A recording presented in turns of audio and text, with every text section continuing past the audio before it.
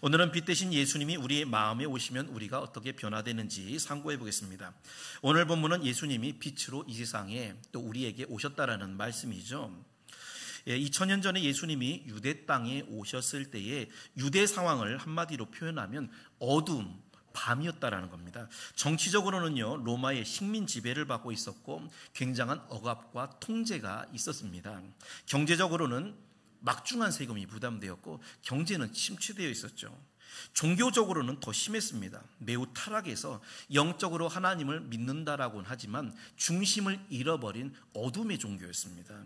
그런 사회 정황, 어둠의 시대에 예수님이 오셨는데 이것을 가리켜서 사도 요한이 빛으로 오셨다 이렇게 표현을 합니다. 오늘 시대도 역시 한마디로 이 시대를 표현하면 에베소서 6장 12절 말씀처럼 이 어둠의 세상이다라는 거죠. 문제는 이 어둠의 세상에 속해서 우리가 살기 때문에 우리도 모르는 사이에 우리의 마음도 어둠의 그늘이 깔려있게 될 수 있다라는 거죠. 그래서 이때 우리와 이 세상 인류에게 필요한 분이 바로 밝은 참 빛이 되신 예수님의 빛입니다. 빛이 되시는 예수님이 우리에게 오시고요, 또 우리 마음에 또 들어와 계시고 또 우리 교회에 오시고 우리 가정에 오시면 어떤 변화가 있느냐? 주님의 참빛을 받은 사람은 세 가지의 변화가 있게 됩니다. 자, 첫째로 참빛 대신 예수님이 내 마음에 오시면 어두운 그늘이 사라지게 된다는 겁니다. 요한복음 9장 5절 말씀을 한번 읽어보겠습니다. 시작. 내가 세상에 있는 동안에는 세상의 빛이로다. 아멘. 이것을 바꾸어 말하면 내가 너의 안에 있는 동안에는 내가 너의 빛이다 라는 뜻이 되기도 합니다. 우리가 예수님을 믿는다라는 건 우리가 어두운 방을 가지고 있다고 생각해 보면요, 빛이신 예수님이 우리 속에 들어오셔서 빛을 켜주시는 거예요. 불을 켜주시는 거죠. 우리 마음에 들어오시면 환한 조명을 탁 켜주시는 겁니다. 우리나라 보건복지부의 조사에 의하면 작년 기준 성인 우울증 환자의 수가 약 60만 명 정도 된다고 합니다. 우울증 환자가 60만 명이래요. 군인 숫자가 우리나라가 50만 명 정도 되기 때문에 우리나라 군인 수보다 10만 명이 더 많은 숫자가 우울증 환자가 있다는 겁니다. 여러분, 우울증이 뭘까요? 우울증. 말 그대로 마음속에 빛은 없고 그늘과 어두움만 깔려있는 상태가 우울증의 상태입니다. 공황장애, 우울증, 이건 사실 모두가 어두운 좁은 방에 갇혀있는 상태를 의미하는 거예요. 일제시대에 가장 힘든 감옥, 일제시대에 우리 독립투사들이 많이 이렇게 감옥에 갇혔잖아요. 그때 가장 힘든 감옥이 뭐였냐면 한 평밖에 안 되는 좁은 독방에 가두어가지고 이 좁은 독방에 계속해서 이제 가둬두는 거죠. 이게 가장 힘들었다고 합니다. 이 조그만 독방을 먹방이라고 말을 하는데 요즘 시대의 젊은이들은 유튜브에서 먹는 거 방송을 할 때 이걸 먹방이라고 하잖아요. 사실 먹방이라는 말은 굉장히 슬픈 말입니다. 왜 독방을 먹방이라고 불렀냐면 붓고 씻을 때에 가는 먹을 갈잖아요. 먹이 까맣죠. 이 먹처럼 빛이 하나도 없는 아주 좁은 방, 그렇기 때문에 먹방이라고 얘기를 했다는 겁니다. 아무리 정신력이 강한 독립투사도 이 먹방에서, 이 독립투사가 빛이 없는 먹방에서 일주일 정도 지나게 되면 거기서 나올 때 거의 미쳐서 나온다고 합니다. 빛이 들어오지 않는 깜깜한 독방, 이 상태가 우울증의 상태라는 거죠. 또 우울증은 하루에 밤낮이 있다면 빛이 있는 낮은 없고요, 계속해서 밤만 계속되는 것이 우울증입니다. 오늘도 밤이고 내일도 밤이고 계속 밤인 거예요. 빛이 없는 거예요. 이때 사람들이 나름대로 자기의 그 어두운 밤의 방에 불을 켜겠다고 여러 가지 기분 전환을 위해서 놀러도 다니고 먹으러도 다니고 여행도 다니고 스트레스를 풀려고 합니다. 그런데 이것은 일시적인 빛이 될 수는 있지만 근본적으로 내 심령의 방에 있는 어두움을 근본적으로 없애주지는 못한다라는 거예요. 예전에 제가 시골의 작은 교회에서 사역할 때에 그 동네에 1년 전쯤에 남편을 교통사고로 갑자기 잃고서 우울증에 심하게 걸린 아주머니 한 분이 있었습니다. 만날 때마다 제가 예수님 믿으세요 전도를 하면 항상 그 얼굴에 우울한 그 수심이 항상 이렇게 끼어있는 분이셨어요. 한 번은 그날도 전도를 했더니 아주머니께서 하시는 말씀이, 목사님, 어제가 우리 남편 제삿날이었는데 아들이 엄마 기분 전환하게 오늘은 술 한 잔 드세요. 그래서 좋다, 한 잔 먹자. 이렇게 술을 마셨다는 겁니다. 그래서 제가 술을 드셨더니 기분이 풀리시던가요? 그분이 하시는 말씀이, 풀리긴요, 더 우울하네요. 풀리긴요, 더 우울하네요. 왜 그럴까요? 세상적인 것은, 세상적인 빛은요, 일시적인 빛이기 때문에 그래요. 이게 꺼지게 되면 내 심령의 방, 어두운 방은 더 어둡게 됩니다. 더 우울한 해가 되는 거예요. 크리스마스가 되면 길의 나무들마다 반짝이 전구를 켜놓게 됩니다. 그런데 이 전구는 비가 정말 많이 오게 되면 꺼놔야 돼요. 합선이 될 수도 있으니까요. 그리고 이 전구는 빛이 가물가물하기도 하고 또 번개가 치거나 천둥이 치게 되면 코드를 뽑아놔야 됩니다. 위험하기 때문에. 그렇죠. 세상의 빛이라는 것은 나약하고 가물거리고 위태롭습니다. 일시적인 거죠. 여러분, 돈이라는 빛을 내 심령의 어두운 방에 갖다 놓는다고 한들 이 돈의 빛이 얼마나 가겠어요? 술을 먹고 기분이 좋은들 그게 얼마나 갈 것이며, 내가 여행을 간다고 한들 이 여행이라는 빛이 얼마나 오랫동안 지속이 될 거냐라는 것입니다. 그런데 우리가 믿는 참 빛이 되신 예수님의 빛은 영원한 빛이십니다. 우리의 예수님의 빛은요, 우리 예수님의 빛은 비가 와도 천둥 번개가 쳐도 꺼지지 않는 빛이에요. 가물거리지 않습니다. 그래서 우울증의 어두운 방 안에 갇혀있는 분들이 계시다면 이것은 예수님의 참 빛을 받아야만 근본적으로 우리 속에 있는, 심령 속에 있는 어둠의 세력이 물러가게 된다라는 것입니다. 제가 지금은 은퇴하신 어떤 목사님이 어떤 집에 신방 가신 이야기를 들었어요. 40대 중반의 젊은 나이에 교회 집사였던 이 남편이 갑자기 교통사고로 죽은 후에 자녀들과 함께 어렵게 이제 살고 있던 여집사님 댁이었습니다. 추도 예배를 드리는데, 남편 추도 예배를 드리는데 목사님이 집사님에게, 집사님 좋아하는 찬송이 있으면 그거 부르시지요, 말씀하시라고. 예, 제가 좋아하는 게 있는데 성령이여 강림하사라는 찬송인데 우리 남편이 살아있을 때 가장 좋아하는 찬송이었다는 겁니다. 그래서 목사님이, 아니 그 찬송 부르다가 남편 집사님 생각나면 눈물 날 텐데 괜찮겠습니까? 그러자 그분이 크게 웃으면서, 아니 천국 가면 만날 텐데 왜 눈물을 흘립니까? 그러더라는 거예요. 보십시오. 남편이 죽어서 그 충격으로 우울증에 빠져서 어둡게 사는 사람이 있는가 하면 천국 가면 만날 수 있다는 소망으로 자기에게 당한 어려움을 넉넉히 받아들이고 성령이여 강림하사를 당차게 부르는 그런 미망인도 이 세상에는 있다라는 것입니다. 똑같은 상황이지만 어떻게 이게 차이가 나는 걸까요? 간단하죠. 그것은 그늘진 내 영혼에, 이 마음에 골고루 빛을 비춰주시는 예수님의 빛, 예수님을 영접했느냐 안 했느냐, 이걸 쉽게로 말하면 예수님을 내가 제대로 만났느냐 제대로 만나지 못했느냐의 차이가 있다라는 것입니다. 그래서 교회 다니는 분들, 여기서 예수님을 제대로 만난 분들이 되겠죠. 그런 분들은 대부분 얼굴이 밝습니다. 그리고 마음에 예수님이 불을 켜주니까 당연히 따뜻하고요, 밝은 게 당연한 거죠. 우리 성도님들, 빛으로 오신 예수님을 마음에 제대로 모시게 되면 가장 먼저 변화는 그 마음의 어둠이 사라지게 되고 밝은 빛으로 밝게 산다라는 것을 믿으시기를 주님의 이름으로 축원합니다. 두 번째, 참빛 되신 예수님을 내 마음에 모시면 안 보이던 게 보이게 됩니다. 누가복음 5장 8절을 한번 읽어보겠습니다. 시작. 시몬 베드로가 이를 보고 예수의 무릎 아래에 엎드려 이르되 주여 나를 떠나소서 나는 죄인이로소이다 하니. 아멘. 깜깜한 방에 빛이 없을 때는 이 방에 도대체 뭐가 들었나 알 수가 없죠. 그런데 전등불을 환하게 켜면 이 방에 이런 게 있었구나, 이건 더러우니까 이거는 버려야겠다, 알 수가 있겠죠. 마찬가지로 빛이 되신 예수님이 나의 이 심령의 방에 들어오시면 우리는 이전에 보지 못했던 우리 속에 있는 여러 가지 잡다한 잡동사니를 발견하게 됩니다. 대표적인 게 내 속에 자리 잡고 있는 죄를 보게 돼요. 죄. 어부 베드로가 갈릴리에서 호수에서 고기를 잡고 있었죠. 고기를 잡은 후에 베드로가 처음 만난 예수님이었지만 그 발 아래 엎드려서 뭐라고 했습니까? 주여 나를 떠나소서. 나는 죄인이로소이다. 아니 왜 생뚱맞게 베드로가 예수님 앞에서 죄인이라고 그랬을까요? 예수님이 베드로에게 너 죄인이야. 너 무슨 죄 있어? 이런 말씀 안 하셨잖아요. 그 이유는 빛이신 예수님 앞에 나아갈 때 자신의 모든 죄가 드러났기 때문에 그런 것입니다.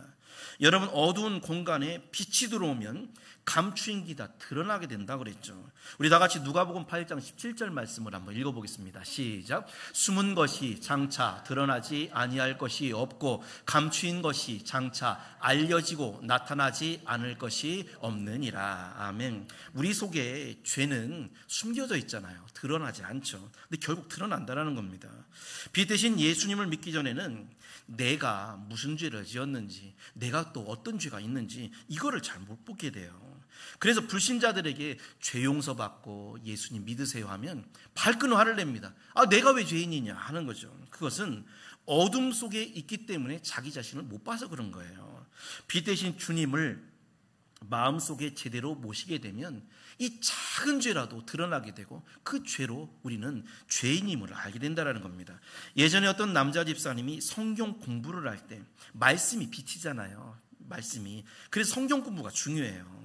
이 성경 공부를 할 때 이제 각자 돌아가면서 예수님을 믿고 자신이 바뀐 거를 이렇게 얘기를 하는데 이분이 그렇게 얘기를 하더랍니다. 자기가 예수님을 믿고 나서 깨달은 게 두 가지가 있다고 합니다. 하나는 예전에는 나만 옳고 다른 사람은 무조건 잘못했다 이렇게 생각을 했는데 지금은 나는 틀리고 다른 사람이 옳다 이런 생각이 들더라는 거예요.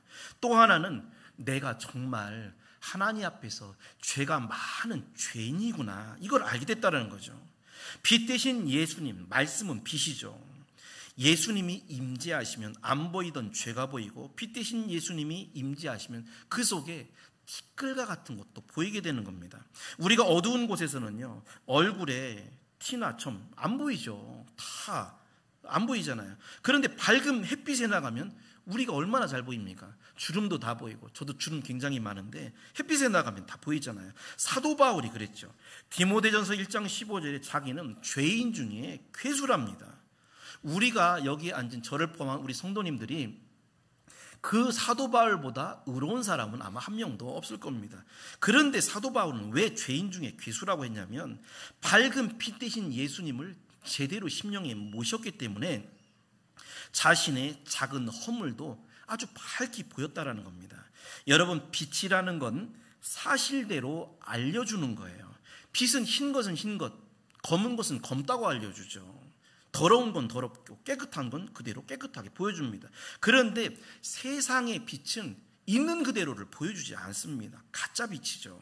예를 들어서 정육점에 가면 불빛이 붉어요. 붉은 빛이죠. 왜냐하면 고기가 더 신선하게 보이게 하기 위해서 조명 효과를, 일종의 거짓 효과를 쓰는 겁니다. 나이트클럽의 화려한 조명, 이 나이트클럽을 보면 화려한 조명이 있잖아요. 이것은 사람을 더 예쁘고 멋있게 보인다고 해요. 속지 말자 조명빨이라는 말이 있듯이 이건 가짜빛이죠. 가짜빛. 그래서 어둠에 속한 사람은요, 빛이신 예수님 앞에 나오는 게 굉장히 어려워요. 왜냐하면 자기의 죄가 드러나기 때문에 그런 것이죠. 물론 우리가 항상 죄의식 속에 나는 죄인이다, 나는 못났다 이렇게 의기소침하게 살라라는 말이 아닙니다. 다만 사람은 교만할 게 아무것도 없고 나 자신도 모르는 죄와 허물이 있기 때문에 그저 죄를 용서해 줄 수 있는 십자가의 예수 그리스도가 필요하다라는 것이죠. 우리 성도님들, 우리가 다른 사람의 허물을 보기 전에 빛 대신 예수님을 우리 심령에 여러분 제대로 모시셔서 혹여 내 속에 있는 죄를 보고 이 죄가 있다면 십자가의 예수님의 보혈로 깨끗이 씻으시기를 주님의 이름으로 축원합니다. 세 번째, 마지막으로 참빛 대신 예수님이 내 마음에 오시면 우리는 생명을 얻게 됩니다. 요한복음 1장 9절 말씀을 읽어보겠습니다. 시작. 참빛 곧 세상에 와서 각 사람에게 비추는 빛이 있었나니. 아멘. 자, 요한은 여기서 9절에 빛을 참빛이라고 표현을 합니다. 참, 진짜라는 거죠. 진짜 빛.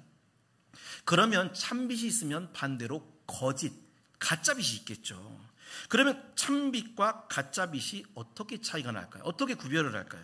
우리 다 같이 요한복음 1장 4절 아까 읽은 9절 말씀 읽어보도록 하겠습니다. 시작. 그 안에 생명이 있었으니 이 생명은 사람들의 빛이라. 아멘.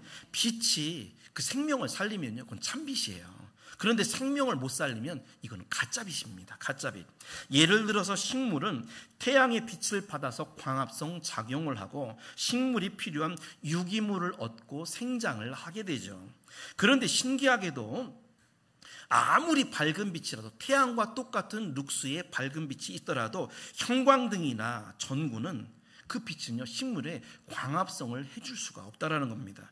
형광등이나 전구의 빛은 그 속에 빛은 있지만 생명이 들어있지 않아서 그런 거예요. 생명이 들어있는 태양빛만이 생물을, 사람을 비롯한 생물을 살리고 자라게 하듯이 마찬가지로 생명이 있는 예수님의 빛만이 우리에게 영원한 생명을 주는 줄 믿습니다. 말라기 4장 2절에는 우리 예수님이 태양과 같다라고 그랬죠. 그래서 이 세상의 생물을 살리는 건 태양빛 하나이듯이 이 세상의 영혼을 살리고 영원한 생명을 주는 빛은 예수님 한 분뿐이다라는 겁니다. 이 세상에는 태양빛과 비슷하게 빛을 발하는 별들이 많이 있어요. 예를 들면 밝은 달도 여러분 대보름 뜨면 얼마나 밝습니까? 태양만큼은 못해도 굉장히 밝죠. 그런데 신기하게도 달빛이 아무리 밝더라도 이 달빛을 가지고 농사를 짓지 못합니다. 달은 빛을 비출 수 있지만 그 빛에는 생명이 없어요. 별빛이 아무리 밝고 별빛이 아무리 아름다워도 이 별빛을 받아가지고 과일이 익는 법이 없습니다. 달빛이나 별빛에는 빛은 있지만 생명이 없기 때문에 그런 거예요. 오직 생명이 있는 태양 하나만의 빛이 농사를 짓게 하고 사람을 살리는 것입니다. 마찬가지로 세상의 빛이라고 하는 수많은 종교와 위인들이 있어요. 그들도 빛이기 때문이겠죠. 빛. 그러나 그들이 비치는 빛은 생명이 없는 빛이라는 겁니다. 요한복음 1장 8절에 보면 세례 요한이 훌륭하잖아요. 세례 요한 얼마나 훌륭해요. 여자가 낳은 자 중에 세례 요한보다 더 나은 자는 없다고 그랬죠. 그런데 요한복음 1장 8절에는 그는 세례 요한은 이 빛이 아니요 그 빛을 증거하러 온 자라. 이 빛이 아니랍니다. 참빛이 아니라는 거죠. 세례 요한은 빛을 비추긴 했지만 세례 요한 자체가 생명을 주는 빛은 아니었어요. 불교 경전에도요 얼마나 좋은 말들이 많은지 모릅니다. 저는 예전에 대학에서 중국어와 한문을 공부했는데 그때 유교의 공자와 맹자 공부를 굉장히 많이 했어요. 이 유교 공자 맹자를 공부할 때 그 경전을 읽어보면 아니 어떻게 저렇게 좋은 말이 있지? 이 말은 성경에 있으면 좋겠다. 너무 훌륭한 말들이 있어요. 그런데 그 말들은 빛은 있지만 너무 훌륭하지만 그 안에는 생명은 없더라라는 것입니다. 우리 다 같이 한번 요한복음 8장 12절 말씀을 읽어보도록 하겠습니다. 시작. 예수께서 또 말씀하여 이르시되 나는 세상의 빛이니 나를 따르는 자는 어둠에 다니지 아니하고 생명의 빛을 얻으리라. 아멘. 빛, 사람을 살리고 영혼을 살리는 생명의 빛은 예수님을 따라가야 된다라는 것입니다. 자, 중요한 사실은 시편 89편 37절에 우리 성도를 뭐라고 표현하냐면 빛을 받아서 전달하는 증인, 달로 비유합니다. 달. 우리가 달이래요. 우리 모두는 참 빛이신 태양이신 예수님의 빛을 받아서 그 빛을 다른 사람에게 비춰주는 여러분이 달과 같다는 겁니다. 달.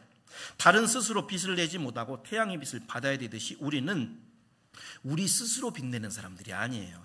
예수님의 빛을 받아서 빛을 전달해 줄 뿐이다라는 겁니다. 우리 달 사진 한번 보겠습니다. 특별히 달에는요 여러 가지 모양이 있는데 4가지로 나눌 수가 있어요. 우리 신자들도 우리 성도들도 4가지의 신앙을 다 갖게 됩니다.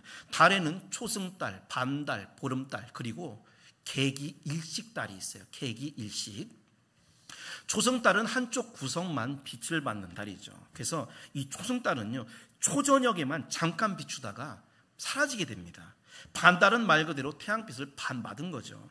이 반달은 밤중까지 비추다가 사라집니다. 밝은 보름달은 달 전체가 빛을 받은 거예요. 태양빛을. 그런데 이 보름달은요 초저녁부터 새벽까지 있어요. 가장 오래 떠 있어요. 신자의 신앙도 생명의 빛이신 예수님의 빛을 내가 조금만 받게 되잖아요. 그러면 그 사람은 초승달 신자가 되게 됩니다. 예수님의 빛을 내가 절반 받게 되면 반달 신자가 되고, 예수님의 빛을 많이 받아요. 그러면 보름달 신자가 되는 거예요. 이 초승달 신자는 예수님의 빛을 간신히 조금만 받기 때문에 아주 간혹 교회에 와요. 그리고 예배 드릴 때 잠깐 빛이 있는 것 같지만 세상으로 나가면 금방 사라지게 됩니다. 교회마다 오늘날 빛을 조금 비추는 초승달 신자가 많은 것이 문제입니다. 반달 신자는 반절쯤 은혜가 들어갔어요. 어떻게 보면 이 사람들은 신자 같기도 하고 또 반은 세상 사람들 같기도 합니다. 분간이 잘 안 되죠. 그런데 보름달 신자는 언제나 은혜가 충만하죠. 마음이 항상 기쁘고요, 얼굴이 밝고요, 태양으로부터 받은 빛을 전혀 가리지 않고 그대로 빛을 전달해 줍니다. 보름달이죠. 그런데 달 중에 가장 큰 문제가 있어요. 이게 뭐냐면 태양빛을 완전히 가려버리는 개기일식달입니다. 개자가 모두 개자라는 뜻이에요. 모든 빛을 다 가린다, 태양의 빛을.